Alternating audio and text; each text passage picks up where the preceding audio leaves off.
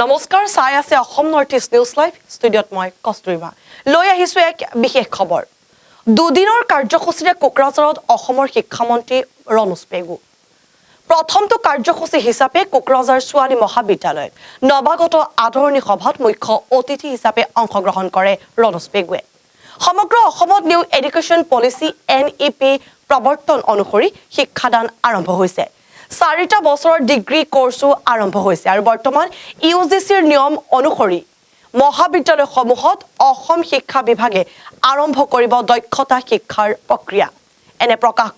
এনে মন্তব্য প্ৰকাশ কৰিছে মন্ত্ৰী ৰণোজ পেগুৱে ইয়াৰ পিছতে BTC সচিবালয়ত BTC শিক্ষা বিভাগৰ সৈতে এক পৰ্যালোচনা বৈঠকত আয়োজন কৰাৰ লগতে বড়োফা সাংস্কৃতিক প্ৰকল্পত BTRৰ শিক্ষকৰ সৈতে মত বিনিময় কৰিব শিক্ষা মন্ত্ৰী ৰণোজ পেগুৱে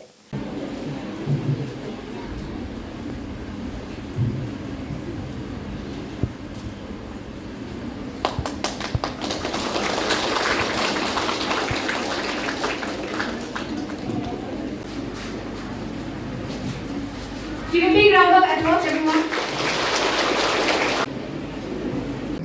গাৰ্লছ কলেজ কোকৰাঝাৰত তেওঁলোকৰ ফ্ৰেচাৰ্ছ ছ'চিয়েলৰ কাৰ্যসূচীত মই অংশগ্ৰহণ কৰোঁ আৰু এই বছৰ সমগ্ৰ অসমতে মহাবিদ্যালয়সমূহত ছাত্ৰ ছাত্ৰীৰ নামভৰ্তিৰ সংখ্যা বৃদ্ধি পাইছে কোকৰাঝাৰ গাৰ্লছ কলেজতো ডিগ্ৰী কোৰ্ছত প্ৰায় 500+ ষ্টুডেণ্টৰ এডমিশ্যন হৈছে আৰু হায়াৰ ছেকেণ্ডেৰীত ইয়াত 342গৰাকী ছাত্ৰ ছাত্ৰীৰ নামভৰ্তি হৈছে গতিকে 850গৰাকী ছাত্ৰীক এই বছৰেই মহাবিদ্যালয়খনে আসন দিবলৈ সক্ষম হৈছে মহাবিদ্যালয়খনৰ আন্তঃগাঁথনি উন্নয়ন কৰাৰ কাৰণে আমি জনজাতি পৰিক্ৰমা বিভাগৰ পৰাও এটা অনুদান আগবঢ়াইছোঁ লৰেন্স ইছলাৰী ডাঙৰীয়াৰ আমি সহযোগত আৰু যেহেতু আমি NEP প্ৰৱৰ্তন কৰিছোঁ এই বছৰৰ পৰা 4 ইয়াৰ ডিগ্ৰী কোৰ্স আৰম্ভ হৈছে 4 ইয়াৰ ডিগ্ৰী কোৰ্সৰ লগে লগে আমি স্কিল এডুকেশ্যনটো কলেজত কেনেকৈ প্ৰৱৰ্তন কৰিব পাৰোঁ তাৰ কাৰণে প্ৰক্ৰিয়া এটা আৰম্ভ হৈছে UGCও ইয়াৰ কাৰণে এখন